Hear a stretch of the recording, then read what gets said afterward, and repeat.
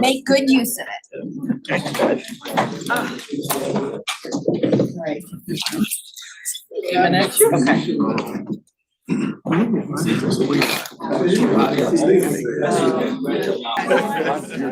right, we have 1 minute. 1 minute, folks.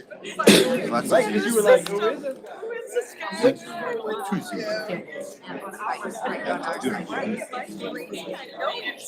Yeah. Oh, I know. It's a plague. Yeah, people have been like, where are you? You don't.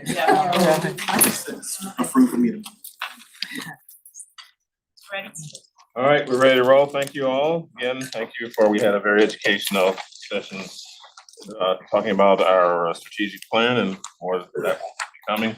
We're now going to move into the meat of our meeting. And we'll start, as we always start, with the mission moment. Alexandra, would you like to say anything? Absolutely. So I'm really excited to present this mission moment to you. I'm gonna go way back to 1995 when I was in residency. And we were charged with doing grand rounds presentations as senior residents of things that were cutting edge or new and up and coming. And the focus of my presentation as a senior was on the emergence of a new therapy or new therapies called art and music therapy. And so today, you're gonna hear a little bit about how advanced that has become and the impact on our patients. So.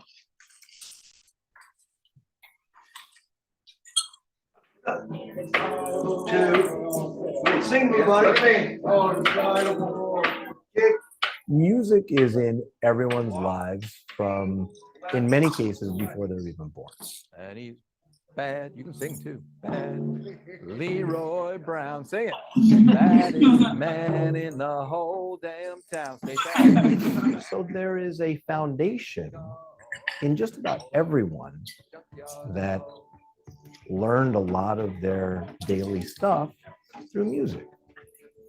My job is to find that foundation that was there and start to bring it back to the surface. I'm Dwyer Conklin. I am the music therapist here at Old Brooklyn Campus, Metro Health Inpatient Rehab. That's much, much better. Here at OBC, we get patients with traumatic brain injury or spinal cord, strokes. We may see gunshot victims, burns victims, occasionally some other illnesses or neuro issues that they might have. My job is to put one other aspect of their routine back in, and that's music. So using music to help with their regaining those functional needs that they have, whether it's predictability, whether it's engagement, whether it's the rhythm for synchronization, melody for getting their voices back, whether it's working on their respiration. One of the biggest concerns in spinal cord from this standpoint is being able to cough. If they can't control their abdominal muscles, they can't get a cough out, which means they're at a huge risk for choking. So if I can help them through these vocal exercises, start to strengthen those abdominal muscles, then that reduces their risks of choking and aspirating. So all of that encompasses where we are here and what we do. I have many people who, once we start getting engaged in music, who say, I was missing that.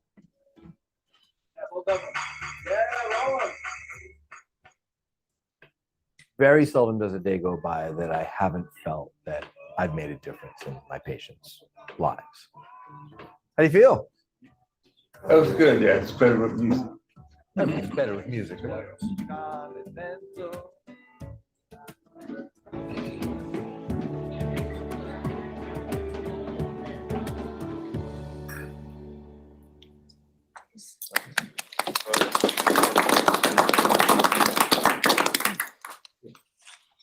Comments or questions?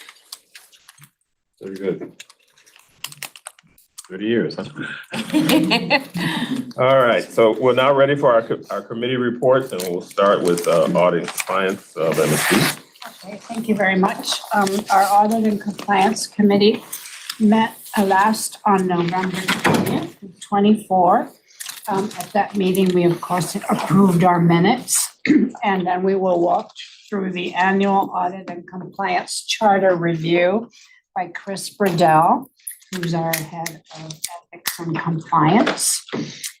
We received an ethics and compliance update from Sarah Partington. She talked to us about the Compliance Week activities that were hosted here by their department at Metro Health with the staff. And they actually had a panel, and Sharon and I were on the panel talking about compliance issues. She also talked about the reviews of the complaints that were received through mail and other ways, and the new Department of Justice guidelines that were issued for ethics and compliance in September of 2024, and how we will be, gearing up to meet all of those. And also privacy monitoring and training on maintaining confidentiality. We also had the introduction of our new external auditors, Plant Moran, and they provided their 2024 external financial statement audit plan. The introduction was done by Ron Walker and Christina Morales from the Finance Department. They provided us a pre-audit presentation. Individuals who came were Jordan Pace, Megan Warren, Oliver Jakowski, and Jessica Hall. The timelines are in November, December 24, they did their preliminary analysis. January to March of 25, they are working on their year-end testing. And then they will meet in March with the draft and review it with management, March of 25. And then at the end of the month, we hope to get the final results presented to the Audits and Compliance Committee to meet with the auditors about the final results of the financial audit, external financial audit. We then went into executive session. And following executive session, we came out to approve a resolution, which is a resolution that was devised to allow internal audit and compliance team to engage with a vendor to review the PBVC, performance-based value compensation goal results and target achievement levels, and assess goals for the coming year that are measurable and auditable. And we'll be hearing more about that in the later in the meeting. And Robin Bear provided this information and also gave the board a very comprehensive book guideline on practical guidance for healthcare governance boards on compliance oversight. And I think that came from you too, Chris, right? Yes. Yes, thank you. And so that basically concludes the audit and compliance report. Thank you. I'll take any questions. Hearing none, thank you, Ms. D. We'll now move on to Facilities and Planning Committee, which is chaired by yours truly. We met January 15th of this year and got updated on several of our projects, including where we are with the Glick Center and the contract closeout. We talked about Apex, what's going on there currently, and budgeting schedule updates. We talked about our ambulatory enabling projects and getting ideas and thoughts going on with the ED refresh project. So a lot of projects in the hopper there. Then we got our usual update from facilities management from Ms. Detloff. And we then went into executive session, talked a little bit about some of the space and how we're going to, look at space and parking going future, and plans for some of the legacy buildings and that. And finally, we did have a recommendation for a consent agenda resolution having to do with approval of expenditures for design, fabrication, and installation of interior and exterior signage. This is all budgeted, but we just had to get it through there. So we approved that, and you'll see that on your consent agenda today. Any questions? Thank you. Now I'll move to governance. Mr. Summers. Thank you, Mr. Chair. The Governance Committee did meet on January 15th. I think it's valuable for me to just read the one sentence that says the purpose of the Governance Committee, so we all understand what we're doing here. The Governance Committee will assist the board in developing and monitoring the effectiveness of the board, including trustee appointment and reappointment, engagement, education, self-evaluation, and fiduciary conduct of the board and committees.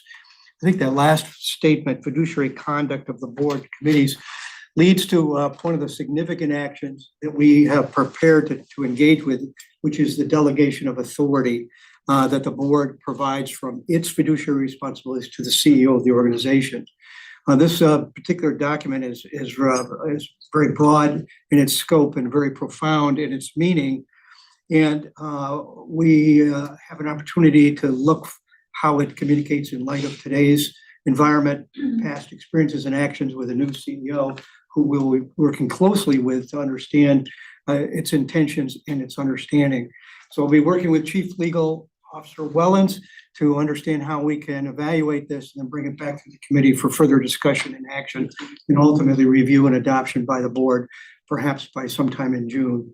But we're counting on Dr. Alexander to be a key part of that as she learns her role, responsibilities, so we can educate ourselves and how we can make that a very effective relationship. Dr. Shahadi, I need to check back with you about sort of the content of the vital meeting, which I understand you're part of the planning in Atlanta. Yes. So you and I will get together to find out how the board, if it's appropriate, could benefit from attending that. So I understand you're very involved in that organization. So you and I will meet and then we'll report back. We're also going to begin to review some of the larger third-party contracts and how the governance responsibilities can be enhanced as how we manage those. A couple key important points that we've learned. This board by law has the sole fiduciary responsibility for this hospital.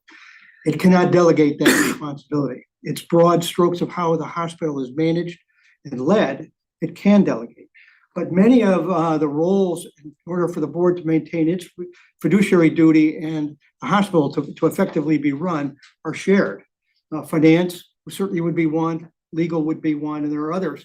So the continuum of those particular responsibilities requires a clear understanding of the CEO's portion of this continuum, our portion, but how we need to work together to understand how we can effectively lead and manage this complex enterprise. So we're going to be looking to understand that particular responsibility as it particularly applies to third-party contracts as a starting point, but there perhaps will be others. This particular meeting laid out the expectations of the work ahead. The final piece is we have 3 new board members that are in the final stages of being approved by county council. They will be meeting on February 4th and then again some on February 18th. Dr. Walker has plans to attend them. I've talked to them by phone, but I have not met them. Dr. Walker will have a chance. I can say they're all very excited about the opportunity. I think they have a keen sense of the magnitude of the responsibility, and they're a very talented group. So, but we have a big job ahead of all of us. And I can assert this as probably the newest member, soon to be the 4th newest member, of how much there is to learn for a board member to be effective in this board. And we have a great deal of responsibility and challenge to accelerate that as best we're able, but more important, we all have a role to help them to understand our mission and their duties as board members. And that concludes the report of the Governance Committee. Questions, comments, Mr. Summers? I don't walk kind but do we have a formal onboarding for the new board members? We have an orientation, yes. Yeah. Tamika has it together and then I meet with them and spend some time with them. So yeah, we have I think it's 4 hours or something. Yes, it's Yeah, it's like 4 hours now. So, James and Chris. yeah. No slack either. Can't do it. We're all ready to Can't do go. it 3.5. They do feed you, though, that's good. Okay, there you go. If you're really good, you get a bonus. Those are held for the chair, sorry. The chair gets a break. No, we'll welcome them, and as you know, I recently told the county executives, if he keeps batting 1,000 like he has with the recent board members, we'll be fine. So he's strengthened the board, so these will be as good as we've been added. So fingers crossed. All right, thank you, Mr. Summers. Now we're going to health, equity, and diversity. We're back to Ms. Steve. Yes, so our Health, Equity, and Diversity Committee met on December 18th, 2024. We did approve the minutes of the prior meeting. We had a presentation from Dr. Marugu to talk to us about the development of the Health Equity Strategy Enterprise and committee functions and activities. Dr. Marugu is responsible for the Institute of Hope under Dr. Shahadi. He talked about the leadership of that committee and the work that they're doing and the representation across the systems on that committee that's really going to help with how we do population health and reach out to the community and address all of the goals of the Institute of Hope. LaShawn Carson presented on the African American Affinity Group Leader Listening Rounds that she was overseeing. LaShawn works with Dr. Maudlin. And she talked about how their listening rounds go and visit patients that are in the non-communicable disease area and try to bridge gaps in communication that may occur, based on ethnicity and race. Dr. Maudlin provided an overview of the concept of multicultural centers of excellence and introduced Dr. Kurt Mishro, who was, even though he was out of town, he provided a fascinating presentation on the work that he does running the clinic related to transgender and sexual interventions and care and their team approach for patients. So it was very informative. And the committee ended with a comprehensive diversity supplier report from Arlene Anderson on all of her work to recruit and engage minority businesses in all aspects of our building development at Metro Health. We were going to finish with comments from Dr. Alexander, but she got pulled away for Joint Commission. So we didn't do that part of the agenda, but that pretty much concludes what we did in our last meeting. And I'm open to any questions. None. Thank you, Misty. On your consent agenda today, we actually have two items. One you see is for what I mentioned earlier was a recommendation for approval of exhibits for design, fabrication, and installation of interior and exterior signage. There's another one, and Mr. Wellens, could you read that for the group? Yes, Mr. Chairman, this resolution has to do with the update that Ms. Steve provided in the audit and compliance update. The resolution is a recommendation for the approval of the engagement of a PDBC plan result and goals assessment. Recommendation: the Audit and Compliance Committee of the Board of Trustees of the Metro Health System recommends that the board authorize the engagement of a third-party professional services firm to perform a performance-based variable compensation plan, results and goals assessment more fully described in attachment A, for costs not to exceed the amount shown. Background: in addition to salary and benefits, the system's PBC plan is designed to provide a risk compensation to eligible system employees in leadership positions who contribute significantly to the system's charitable mission, measured through the achievement of financial, strategic, quality, inclusion, and diversity, operational, and other system-wide goals. This engagement will support the system's management in confirming the calculation of the 2024 PBC plan achievement and assessment of the adaptability of the management's proposed goals and performance metrics for the 2025 PBC plan. Approval of engagement of the PBC plan results and goal assessment resolution. Whereas the Board of Trustees of the Metro Health System has been presented a recommendation for the engagement of a third-party professional services firm to perform a performance-based variable compensation plan, results and goals assessment more fully described in attachment A. And whereas the Board of The board's Audit and Compliance Committee has reviewed this recommendation and now recommends its approval. Now therefore, be it resolved, the board hereby approves the engagement of one or more third-party professional services firms to assist the system in completing its PVC plan results and goals assessment as described in attachment A for costs not to exceed the amount shown to be paid out of general operating funds. Be it further resolved that the president and chief executive officer or her designee are hereby authorized to take necessary actions, including the negotiation and execution of agreements and other documents consistent with this resolution. That's the end of the resolution, Mr. Chairman. Any questions about either of those? Yes. Those are not on the agenda. right? The second one was not. The first one should have been, yes. The first one's in the consent. It's in the consent agenda. It's in the book.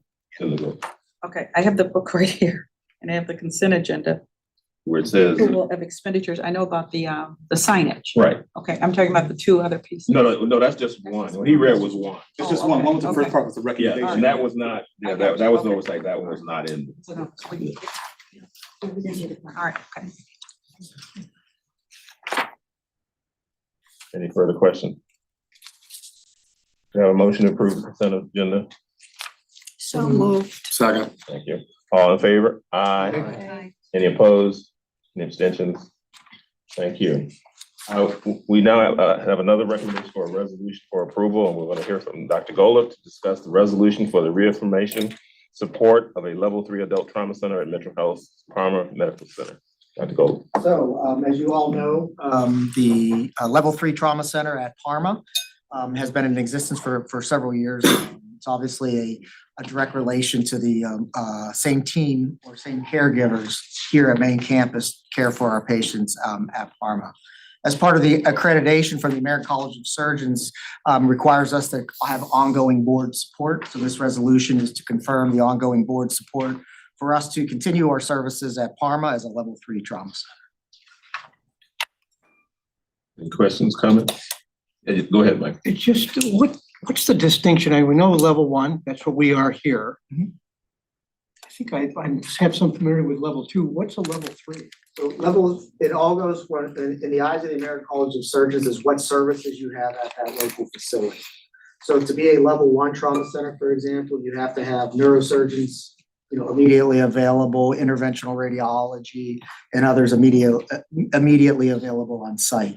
Level 2, that cuts back a little bit. Level 3 is the lowest level, where you still need a trauma surgeon to be able to respond to there within 30 minutes. So we have on-call at that center, and we have in-house advanced practice providers of 24 hours a day. So level 2 is between level 3 and. Yep. Just being smart. So most of the patients will get stabilized and then transferred over here to my house. The sicker patients though, that are extremely sick, oftentimes the EMS will bypass Parma and bring them right to me. Questions? They have a motion to approve. So moved. Second. Thank you. All in favor? Aye. Any opposed? Any abstention? The motion carries. Thank you, Dr. Golub. All right, we're now ready for our president and CEO report. Turn it over to Dr. Alexander. Thank you. So I have a mishmash of things to share with you because we haven't had as lengthy a meeting since, I think, November.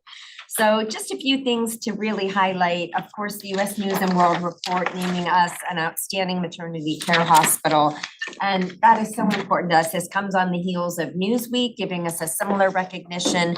And when we take care of a population that has the vulnerabilities that our patients have, this becomes an even more remarkable accomplishment. So congratulations to all who work in the maternity care areas for reaching this achievement.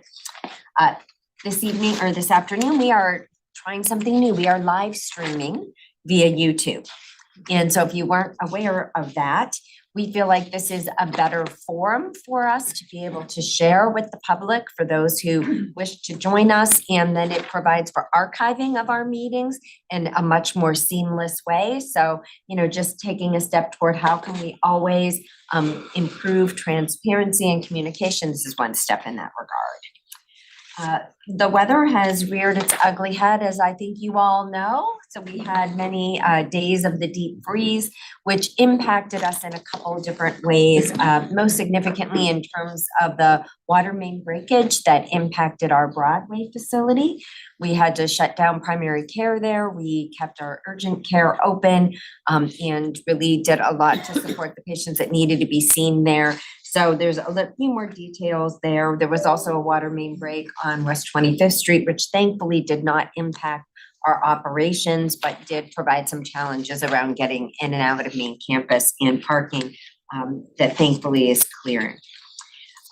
Just a few words on some of the travel and some of the events that I've attended. I want y'all to know where I've been and what is the benefit to the institution at large. So we had an MLK Day that was a community prayer breakfast that we hosted here. Such an amazing event. The speakers were phenomenal. And we really had wonderful participation from the community as well as from employees. So really happy to participate in that. And then on January 20th, also, by the way, the day Ohio State won the national championship, just as an aside, in case y'all didn't know. And on that day, we had a wonderful event that was out in the community that I attended along with several other Ramona and other team members. That was fabulous. I have been in Columbus and in Washington, DC since the November meeting. And in both of those arenas, meeting with our congressional representatives, state and federally, where we really wanted to talk about the importance of ongoing support in terms of Medicaid and Medicare coverage and some other priorities for us for being able to best care for our community. We continue those advocacy efforts. Obviously, we have a new administration that will be rolling out what they see as their priorities, and we just want to make clear how important it is to our patients to continue to have that coverage so we can provide them with the care that they need. The Joint Commission was here. I think you may have heard quite a bit about that. We're expecting the follow-up anywhere between now and Monday, which would be the 45-day follow-up. Dr. Golub, I know, will have a little bit more to share on that. Our Code Yellow Incident Command Team has been doing a wonderful job. If you will recall, again, weather-related, the Baxter facility that had really horrific flooding today, we saw on our Code Yellow call, they sent us a video of what had happened with the flooding from the day of the flooding until now. And truly, it is horrific to bear witness to what they experienced and the fact that they've so quickly gotten back up to a reasonable amount of productivity. So we are in the phase where we are winding down some of the restrictive use of IV fluids. We feel that we are in a really good place with that. And so we've stepped down a level in terms of our incident command team, and hopefully in the coming weeks, we'll be able to close that out completely.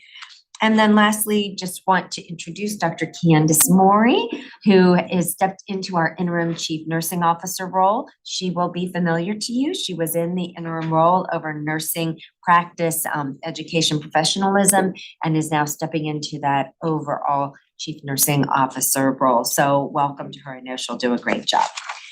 And I think that's it for me. I'm happy to take any questions.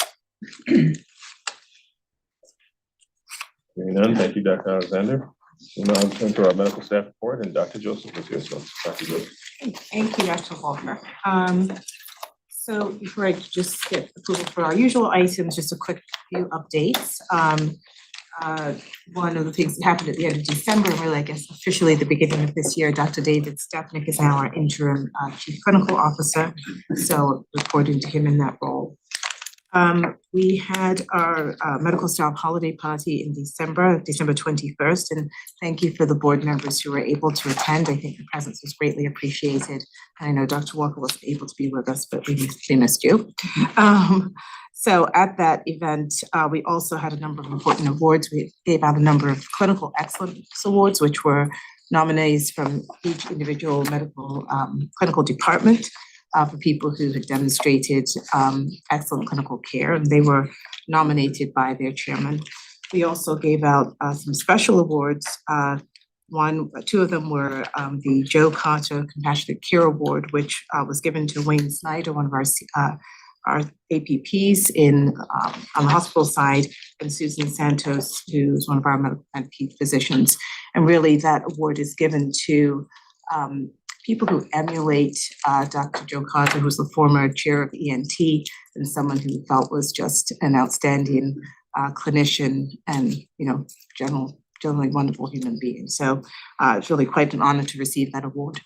We also gave an inaugural award to Dr. Bob Smith from our EAP, who received the Medical Staff President Award, and really to someone, it was given to him because of someone who really has done so much for the medical staff in terms of the overall support that he gives them, really in supporting the overall wellness of our medical staff. And so we're really excited to give him that award, and his family was there with him. We have had both our last MEC meeting was on January 10th. We actually just had our medical staff meeting last night. Many key areas that we've discussed in those meetings. One was just the recent results of our employee engagement survey, which we're really looking to, from those results, there'll be a number of initiatives that we'll be working to help support through the medical staff. And one of them is wellness. In that regard, we have formed a much more robust wellness committee. We've had a wellness committee for many, many years. In fact, at some point, Dr. Alexander chaired that committee, but we've begun to engage ambassadors from each of the individual departments so that we can not only take information back from the committee to the respective departments, but really it's kind of a two-way, that we can also get initiatives that are being done in individual departments and bring them back to the committee so that we can continue to disseminate that information. We also, at our medical staff meeting, Chief Kreiner came and spoke to us about some of the security concerns that we've had around the campus, and particularly in some of our offsite locations. And there have been some changes to coverage of offices around the campus. And so he really came to talk about that and to get just to really reassure people that the safety is the utmost concern, and some of the initiatives that he's putting in place to help address some of those concerns. We also, of course, talked about the recent Joint Commission survey. As you may be aware, two of the things that really required input from the medical staff was a citation about compounding, and the other was informed consent. So our team, led by Dr. Golub and many of the others in the Office of Professional Affairs as well as our entirety of our medical staff, really came together in a very short period of time to not only complete some educational modules, but to do some competencies, and they really have done an amazing job of responding to that need so that we can able to meet address the citations from the Joint Commission. And then lastly, we have been working to our peer review committee is up and running. Again, at some point we'll bring that back to the board for more information, but it really aligns, I think, quite nicely with some of the things that we've talked about with regards to our emphasis on quality and really putting into play some things that help us to make sure that the entirety of our medical staff are really following the highest quality standards, and that we give support for things that may need some attention. So with that, I think in your packets, you should have received the minutes from our MEC from November 8th, 2024 and December 13, 2024, as well as minutes from our credentials committee that were approved, from our January 7th credentials committee and November 26th credentials committee, which have both gone to the MEC on January 10th and December 13th respectively. So I'd ask for your approval for that. You don't have those? Oh, okay. I have the right one too. The so- direct, Yeah. just. Are there any comments or questions for Dr. Joseph? I just have one that's, I hope is easy because we're open. I just wondered, I was looking at the appointments page and I was just wondering, I can get through the other titles. I didn't know what non-reviewable clean list files means. So those are files that they're in, let's see. Oh, so these are, some of these are files that are they're in the process of being reviewed. Most of the credentials have been, are in the process of being reviewed at the moment. There are nothing worrisome or no alerts in those, and these will probably come for full review in our next committee meeting. Thank you. I just just curious, Yeah. so is Dr. Bob Smith still working in his position? Yes. And he ain't, okay, Yeah, good. yes. All right.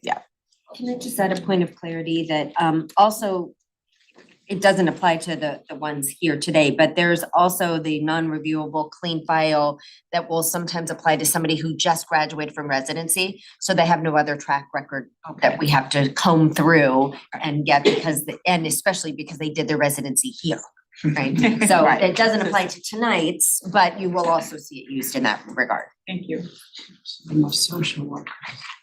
Any other questions, concerns? All right, could I have a motion to approve the staff providers appointments, actions, and reappointments for November 2024, along with the acceptance of the MEC minutes for November 8th, 2024, and December 13th, 2024. So moved. Second. All in favor? Aye. Any opposed? Any abstentions? Thank you, Dr. Joseph. All right, I'm now going to introduce Mr. Rod Lindenbaugh, excuse me if I pronounced that wrong. He's going to give a brief, underlying brief, on board discussion to demonstrate our new board portal software. So, Excellent. Thank you, Mr. Chair. Hopefully everyone can hear me. Yes. Perfect. Great. Well, first of all, I want to say thank you to Tamika and Veronica for having our initial conversations and making this all possible to meet with all of you. I sit here in Indiana. That's where I'm housed. That's where our headquarters is. So I'm really right next door to Ohio. Of course, congratulations, Ohio State. That was a big win. I specialize in the hospital health system, FQHCs. I work with healthcare to bring on board into their boards of directors and trustees to just simply make their lives a bit more efficient and make it easy for them, right? To be able to access the information that they need. As a matter of fact, there are 3 reasons, and I will show my screen here shortly. There are 3 reasons why we either bring people in for the very first time or from others within our industry from another vendor. And it simply comes down to our ease of use. So if you see nothing else today, it's easy, it's simple.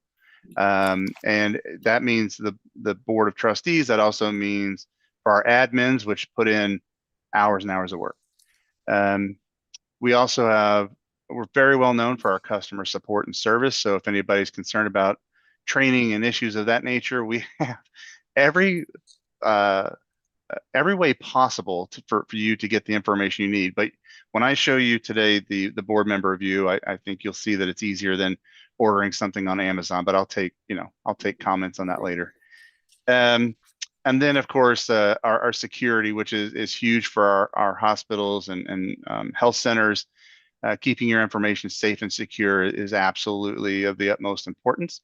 So we spend a lot of time, energy, money, investments on this type of thing for our clients. So we are a Microsoft suite, basically. I mean, so basically not only do you have our, all of our certifications and to keep you secure, but you also have Microsoft's gold standard of security.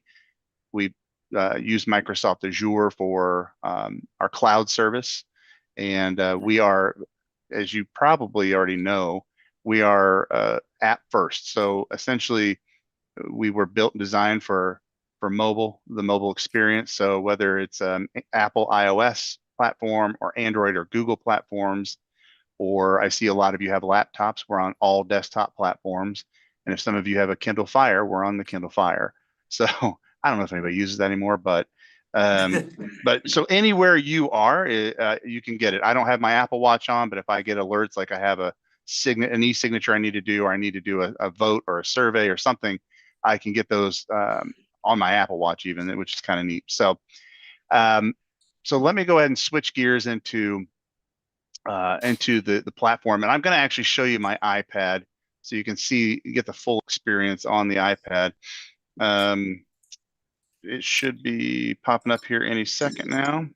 And what you'll see is, and I'm going to go ahead and log in to my iPad, so you don't have to watch me do that. But the onboard app that's at the bottom right-hand corner, that number 10, we all know these through our text and phone calls, and like those are push notifications to let you know that there's something for you.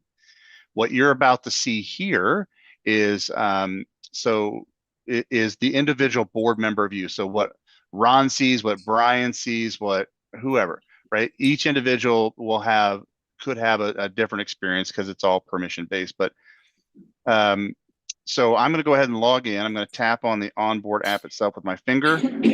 Now notice I have it set up with my biometrics, so a thumbprint or Face ID. I mean, I typically use Face ID because it's easier, but we do have two-factor authentication. So if that's what we need to do for you, then we can do that. But I'm going to use my thumbprint. And all I've done at this point is log in. I'm going to give you a little context of what you're looking at here. On the left-hand side, the purple navigation bar, that's onboard, right? The color stays that way. If you don't like it, you just hit the X and it collapses on you. You can hit the hamburger, it'll expand. But you'll see that's how you can go find your meetings and any actions, notifications, resources, things of that nature. On the right-hand side is everything that is relevant and pertinent to the individual board member. So you'll see I'm on the board meeting, and I've got a finance committee that I'm on as well. But if I'm not part of the health and equity and diversity committee, I'm not part of the governance committee, I won't see those meetings or those documents being shared with me because it's not relevant to me. As I scroll down, I have a D&O conflict of interest questionnaire I need to complete. I have a survey I need to complete, an e-signature, and an approval. Approval is basically a vote. So you can do voting straight through the application.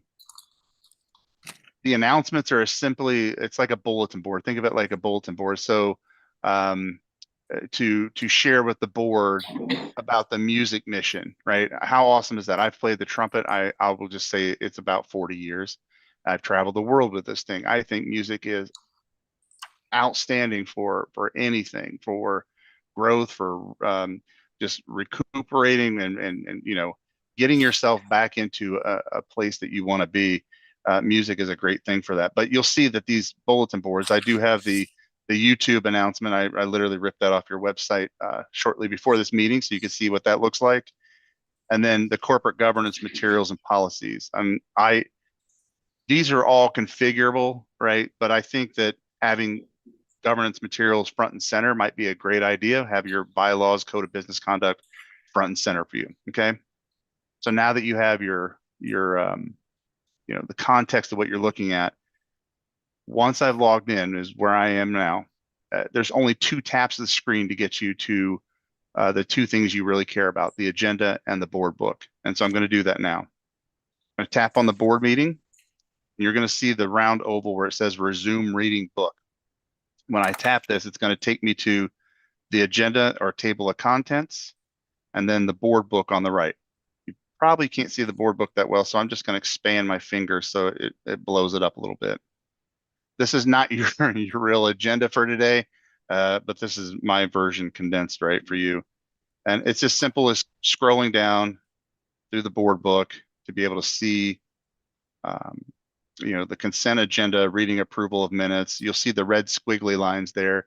For those of you that like to annotate, we have all those annotation options, highlighting, you can type in here, do whatever. You can make this your own board book. So we do have, as far as the financial report, this is kind of what a PowerPoint would look like. Again, it's all electronic, it's all within the platform. Here's what an Excel document looks like in our platform. It's very easy, very simple to view. It's very clean, and that's about as simple as it gets for the board member view of the platform. I would say even those folks that are a little more not so tech savvy. I don't want to say tech challenged, but let's pull my mom in here, right? She can do this. If she can order stuff off of Amazon. She says that, this is not really all that difficult. I know that we're on a Zoom call, by the way. So when I do join a Zoom call, you can join that within Onboard itself. and it will literally open this up within the app. So I can move this, wherever I want on the page. So I'm going to move this down to the bottom. I'm going to go back into the board book. So if I were part of this board and I'm remote, I could technically see my agenda. I can see my board book to the right. I can see what's going on in the meeting as I can see you now through the Zoom meeting screen that you see in the upper left-hand corner. So let me leave this Zoom meeting. So aside from that, the whole point of this is to make it easy and simple for the board members to use. I mean, we certainly want to make sure that you folks are, working smarter. We're being a bit more efficient, but in the time that you're given, maybe we, there's that opportunity that we can get that extra little bit done while we're together. One of the big credits that we get to our platform is the fact that it helps keep people on time. It helps keep the meetings running efficiently, and it's just an overall good experience. So I think unless Veronica or Tamika, if there's anybody that would like to ask a question, I'm open ears. Otherwise, I'm open for questions and happy to answer while we have a moment together. Any questions? My question, Tamika, maybe, so are we not going to do this? We're supposed to bring in our iPads? Move away from a hard copy to. That will be up to you. So what we're going to do, I just wanted you guys to see this, right? What we're going to do is our current vendor's contract is going to expire. We're going to put a bid out, but I wanted you guys to see this firsthand. And then going forward, we will go ahead and select a vendor. We might see, Rob, if I see something better, we might pick it, but it's just, and it's all about cost as well. But I just wanted you guys to see that there's other things out there and wanted to hear your feedback of the ease of what we currently have versus this. So I was just trying to see different options to help you all become, more informed board members and the ease of access to all of the information that we currently give out to you guys. And I think the little section there around putting things on there, like, so that way you don't see the MIF, but we could just put that in there instead of you saying, I don't have the Metro Health access. We could put that in there and then you would be able to see all of the announcements as well. So. Hey, Rob, Yes. your resource page, I presume that's archived stuff and other materials? Yes. Yep. So anything that you have on the previous vendor and let's just pretend we're vendor of choice, you can literally save that under an archive folder. Everything is discoverable, searchable. So anything in the future is discoverable and searchable as well. So now I will tell you that these folders, based on the admins or the board liaison, those folks that will be administrating this, these folders are all permission based, even the individual documents within. So there can be some things that I don't see here because I have not been included on those folders in that permission. Any other questions? So this will just be for the board, and there'll still be something for the community if they want to pull up our agenda and all that stuff through our website. Dr. Walker, I serve on a bank board and all our materials are on a platform similar to this, and it's the way to go. I've used it before in another board. I think it's a bit more efficient than what we're using now. Would we also be able to use this for our committees, the committee? Yes. Yes, it would be for everything. And I've also gotten email notifications from other boards that we have here that they would like to join in. So we'll figure out how to do that bidding process to see where we go. But so I just wanted to. We had a portal.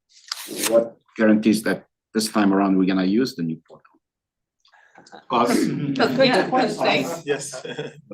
You don't give us any paper. Peter's got another of the 2016, there's a 2017. It's the board conversion to a portal. How's that? We'll give you an update next month, maybe. If we annotate on this, if we make notes on that, does that make it a public record? No. Okay. So it's your notes. Okay. So I think once we go through the bidding process and we go through, you know, I will definitely have a couple of board members on that process with me, right? And you guys can ask those questions of all of the people all of the companies that come through. I'm gonna look at my attorney across the seat for that question. Yeah. So I wanna make sure you heard the question he asked. I did hear the question. So he said, if he has a note, right now, if we take a note on this paper, I don't think it's as discoverable as if we take a note on a document that's maintained and housed by the institution. So I think. Rob had answered that. Rob, do you want to answer? Because I did ask that question when I was. I'm looking at the guy across the seat from me, and I think he just needs to owe us that answer, because that'll make a difference in how we take notes. Yeah. Yeah. Well, if you do make annotations on here, it's simply, there is an option to be able to share that with somebody if you're not able to be at that meeting for some reason, but otherwise the notes are anonymous, they're yours, they're in your, it's like you printed off your own board book and at home, but it's digital. So but we'll go through that process and we'll vet that fully. We'll investigate that We'll more investigate it when we do the further. bids. So, That's Yeah, basically- perfect. The notes I keep in here, I know. are Exactly, they're discoverable. not Right. discoverable, that's right. But the notes they're on that a I would, device, if that's I put right. them on this book and I give them back to her and she keeps his. Very valid question. Before we accept any bids, we'll get that clear. Thank you. Can I ask one, how are you going to handle, and this is no disregard to the presenter, but when you go out to other bids and vendors will say, I would have liked to present it to the board. How are you gonna handle that in a competitive bid fashion, given that we have just one guy? The other one we already utilized, and then I think if there's any other people, then I will work through that. But I think what we'll do is, we'll be a subcommittee of the board that is the selection committee, and they'll see all of them. Okay, so, I mean, it's just, Tamika's not gonna choose it in by herself. There will be a subcommittee of the board, and volunteers are welcome, I'm sure, to look at it. And so that subcommittee will see all the materials for all of the vendors. So yeah, they'll get up to it. All right, I think for the sake of time, we're ready to move on. Thank you, Mr. Lindenbaugh. That was very helpful. Yeah. Thank Appreciate you. your time. Yep. Have a great afternoon. All right, thank you. All right, at this time, I'd like to move into executive session. I'd like to ask for a motion to move into executive session to discuss hospital trade secrets as defined by ORC 1333.61 and to consider the appointment, employment, dismissal, discipline, promotion, demotion, or compensation of a public employee, or the investigation of charges or complaints against a public official, and to conference with the public body's attorney to discuss disputes involving the public body that are subject to pending or imminent court action as defined by ORC 121.22G. Could I have a motion? So moved. Second? All right, we'll have a roll call. Mr. Corlett? Yes. Ms. D? Yes. Ms. Dumas? Yes. Mr. Ron D? Yes. Ms. Mendez? Yes. Mr. Moss? Yes. Mr. Summers? Yes. And Dr. Walker all say yes. So we'll kindly ask the public to step up.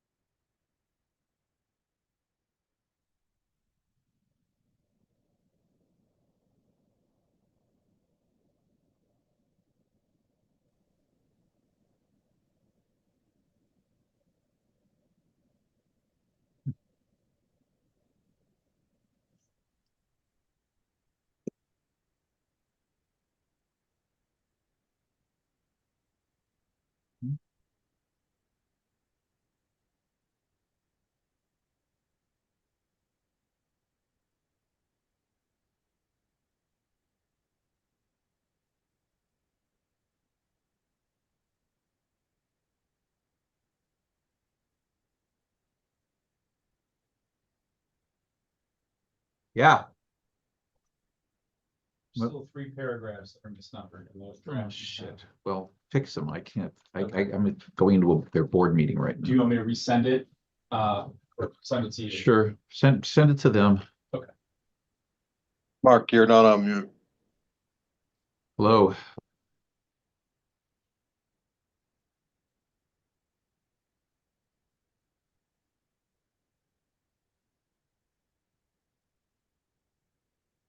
Gentlemen. Good afternoon. Hello.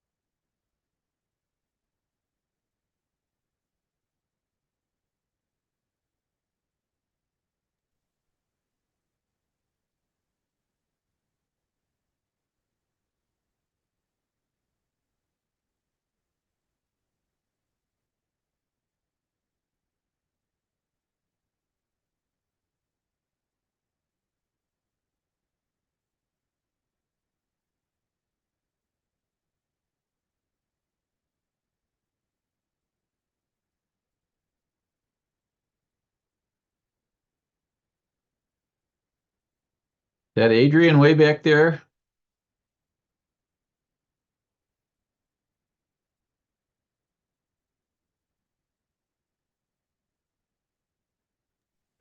Hey, Mark, can you hear me? Yeah, I can. How are you? I'm great. Hey, guys, nice to see you again.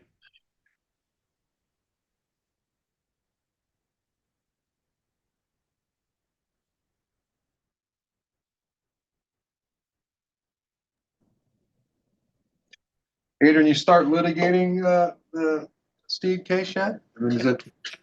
No, she changed counsel. So she, Who is she? Is someone local now or?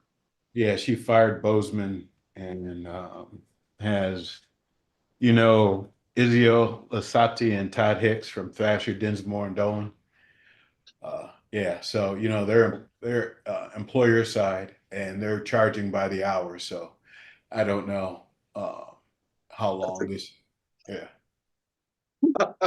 Hey, So I'll take that any day. Give me an hourly attorney. yeah. So I don't think we'll be going to litigation, but we'll see.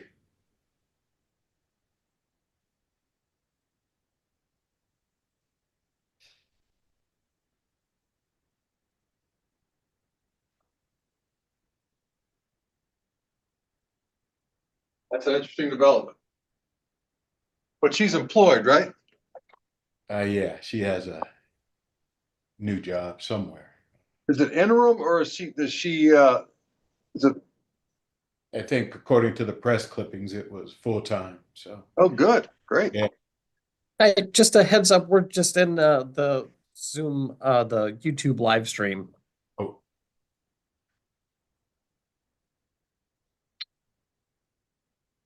They should be coming out of an executive session at some point.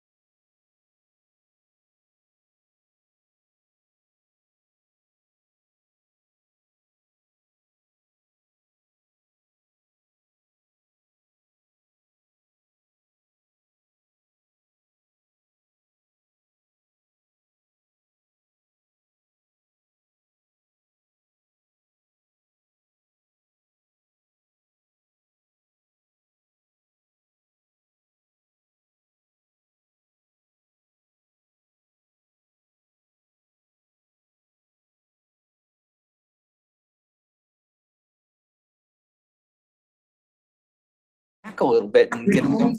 It's, Can we, hold on. Hold it, we don't need Hold to on. record this. no.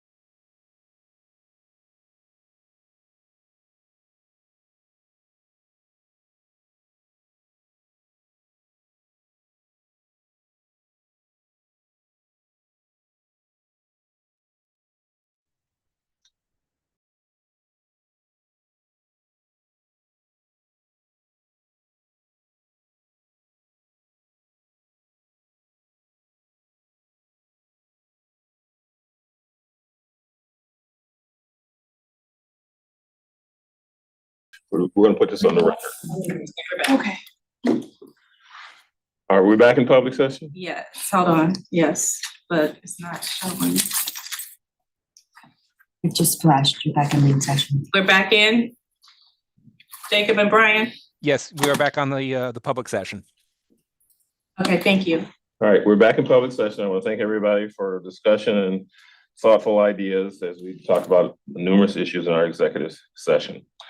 We have one final item here that I want to read into the record. During executive session, we discussed an anonymous complaint alleging destruction and or alteration of evidence related to Dr. Akron Boudreaux's civil litigation. On behalf of Metro Health, a special committee of the board engaged an outside law firm to conduct a privileged investigation of these claims. The investigation is concluded. The allegations were unfounded. Is there any other business before this group? Hearing none, this meeting is adjourned. You, the three of us should talk. Okay.